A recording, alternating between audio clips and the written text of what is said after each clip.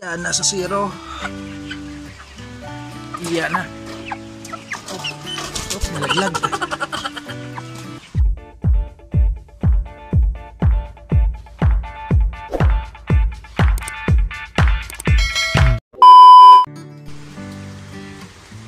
Ayan guys, at magandang araw po sa ating lahat. Ngayon po ay masama-samang panahon at magdamag na pong umulan na walang tigil talaga. Medyo malamig ang panahon ngayon. Ito po update po natin sa ating mga sisiw. Ayan, ito po yung ating mga sisiw. 10 days na po sila. At simula noong unang araw nila hanggang ngayong ika-10 days is dalawa pala yung nababawas sa kanila. Bale guys, ano pala to, nasa 100 heads, pero meron siyang pasubra na 5 heads. Ayan, kaya ngayon nasa ano na lang sila ngayon, nasa 103 heads. Gawa ng namatay na nga yung dalawa natin na sisiw.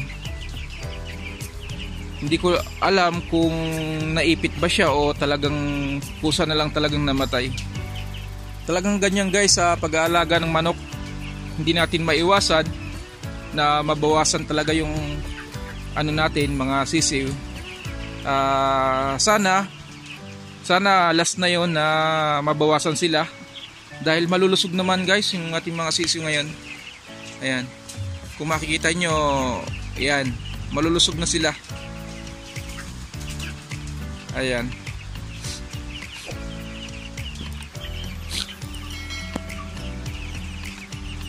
At ito guys is sa loob ng 10 days, subukan natin na timbangin sila kung ilan na yung kanilang timbang ngayon.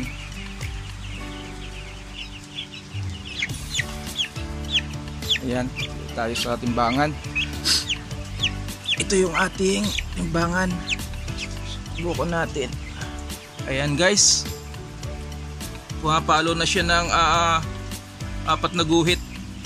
Malapit na siyang magkalating kilo in 10 days pa lang. Ayan.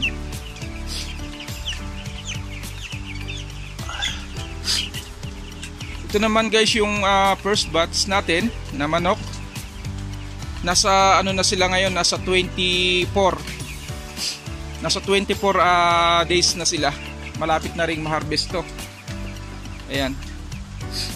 Dito naman sa ating mga manok na to, ang nabawas dito simula nung pagkasisiw nila is dalawa pa lang.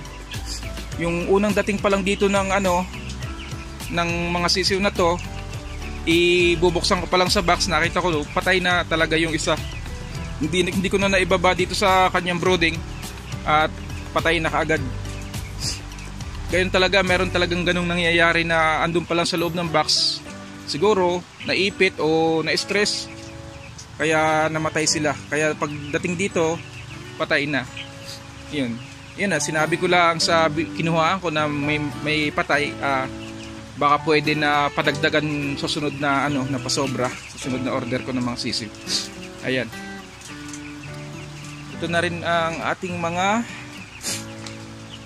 24 days na to. Susubok tayo magtimbang din sa kanila kung ilang kilo na sila ngayon.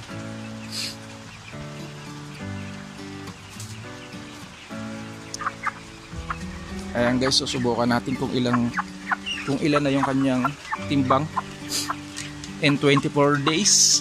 Yan na. Tingnan nyo guys, yan, nasa zero. Ayan, at titingnan natin kung ilan ang timbang niya ngayon.